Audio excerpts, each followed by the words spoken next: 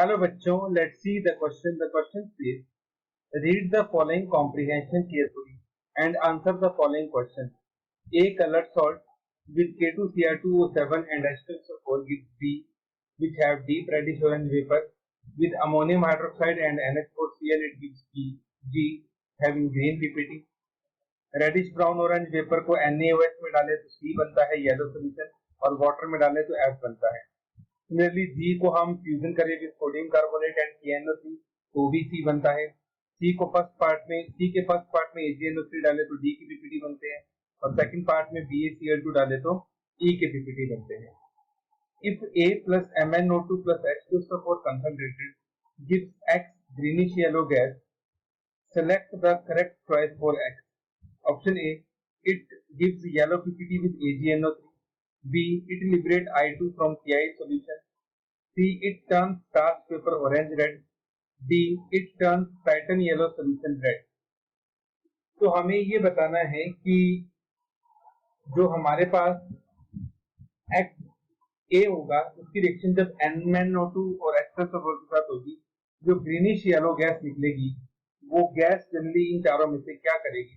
So first of all, we will write down the key concept, and the key concept is Cl2 gas is greenish yellow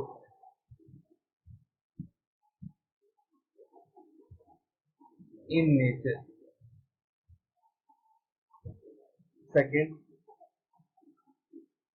chromium plus 3 gives green PPT with ammonium hydroxide. And third, chromyl chloride have deep reddish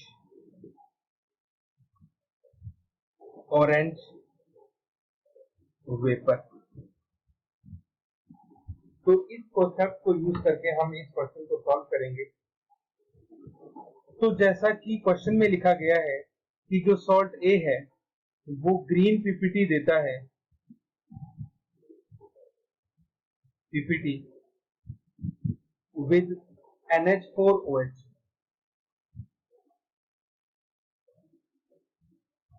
इसका मतलब आपको salt में क्या मिलेगा, chromium plus 3 ion. दूसरा, A जो है it also give chromyl chloride vapour.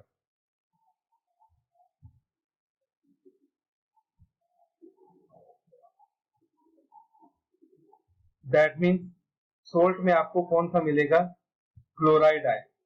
तो इसका मतलब ये हुआ कि जो आपके पास सॉल्ट A है, सॉल्ट A हमारे पास क्या होगा, CrCl3, क्योंकि CrCl3 ही है जो आपको ग्रीन PPT भी देगा अमोनियम हाइड्रोक्साइड के साथ, और क्रोमाइल K2Cr2O7 और H2SO4 के साथ डीप और रेडिश ऑरेंज वेपर भी देगा. अब इसकी एक बार हम दोनों रिएक्शन देख लेते हैं. अगर हम CrCl3 की रिएक्शन करवाते हैं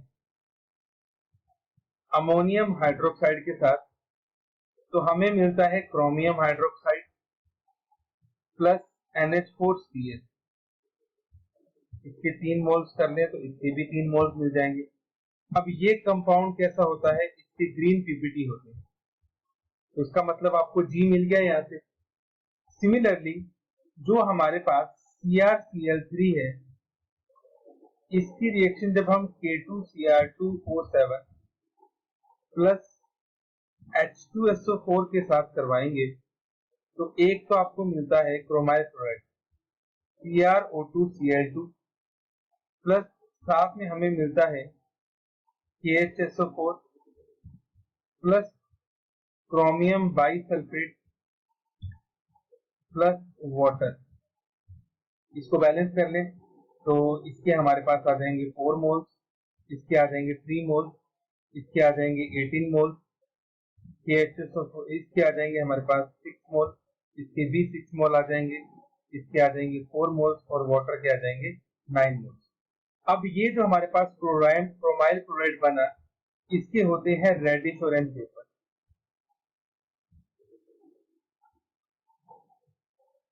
तो इसका मतलब ये आपके पास क्या बन गया, बी बन गया।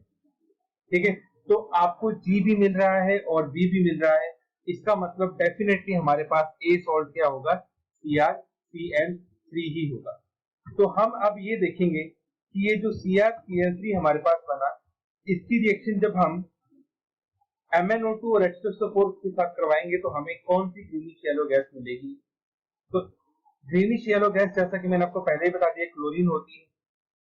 तो जब CrCl3 की रिएक्शन करवाई जाती है H2SO4 प्लस MnO2 के साथ, तो हमें मिलता है chromium sulphate plus MnSO4 plus H2O plus Cl2 gas. ये हमें यहां से मिलता है। नाउ इसके हम ले लेंगे 2 मोल्स, ठीक है, और वाटर के भी हमें मिल जाएंगे 2 मोल्स, और क्लोरीन यहाँ पे 3 है, यहाँ 2 है, इसको हम कर लेते हैं 3/2। तो यहाँ पे आपको क्लोरीन गैस मिल रही है और क्लोरीन गैस का होता है ग्रीनिश येलो कलर। तो इसका मतलब X हमारे पास यहाँ पे क्या होगा, X होगा हमारे पास Cl2 गैस। अब हमें क्वेश्चन में कहा गया है कि X इनमें से कौन कौन सी प्रॉपर्टीज जो है वो शो करता है। तो सबसे पहले अगर हम पहली कंडीशन की बात करें, तो अब उसने पहली कंडीशन में बोला है कि X जो है वो येलो पीपीटी देता है AgNO3 के साथ। तो अगर हम Cl2 की रिएक्शन AgNO3 के साथ देखते हैं तो वहां हमें मिलता है AgCl plus N2O5 plus O2, इसके 4 मोल्स, इसके 2 मोल्स, इसके 4 मोल्स बनेंगे, इसके 2 मोल्स बनेंगे। अब ये जो AgCl होता है, इसके पीपीटी कैसे होते हैं, व्हाइट कलर के, जबकि क्वेश्चन में उसने क्या बोल रखा है कि वो येलो कलर के पीपीटी देता है। इसका मतलब जो फर्स्ट आपको स्टेटमेंट दे रखी है वो स्टेटमेंट आपको क्या है, रॉन्ग दे रखा है। X ये काम नहीं करता, वो AgNO3 के साथ येलो पीपीटी नहीं देता। दूसरा, अगर हम Cl2 की रिएक्शन करवाते हैं Ki के साथ, तो Cl2 जो है खुद को तो रिड्यूस करके क्या बना लेगा, KCl, और प्लस वो आयोडाइड को किसमें कन्वर्ट कर देगा, वो I2 के अंदर कन्वर्ट कर देगा। अब ये जो I2 हमारे पास बनता है, इसके कैसे होते हैं, वायलेट वेपर होते हैं।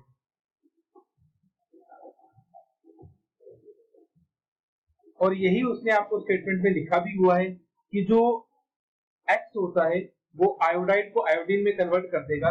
तो सेकंड वाली स्टेटमेंट जो है वो आपकी करेक्ट है। अब थर्ड पॉइंट में ये बोल रहा है कि जो क्लोरीन है वो स्टार्च पेपर को ऑरेंज रेड कर देती है, बट हमें पता है जो क्लोरीन होती है वो आयोडाइड को किसमें कन्वर्ट कर देती है, आयोडीन में कन्वर्ट कर देती है। और ये जो आयोडीन होता है, जब ये स्टार्च पेपर के साथ रिएक्शन करता है तो ये स्टार्च पेपर को क्या बना देता है, ये उसको बना देता है ब्लू ब्लैक। ठीक है, जबकि क्वेश्चन में उसने ऑरेंज दे रखा है, तो इसका मतलब थर्ड स्टेटमेंट हमारे पास रॉन्ग है। और फोर्थ स्टेटमेंट की बात अगर हम करें, तो फोर्थ स्टेटमेंट में वो जो कह रहा है कि जो क्लोरीन गैस होती है it turns title yellow solution red, ये स्टेटमेंट भी हमारे पास रॉन्ग है। तो इन चारों में से फर्स्ट हमारे पास रॉन्ग है, ए, सी भी रॉन्ग है, डी भी रॉन्ग है, बी हमारे पास करेक्ट है। इसका मतलब ये हुआ कि our final answer is option B, it liberate I2 from Ki solution. Hope you understood it well. Best of luck.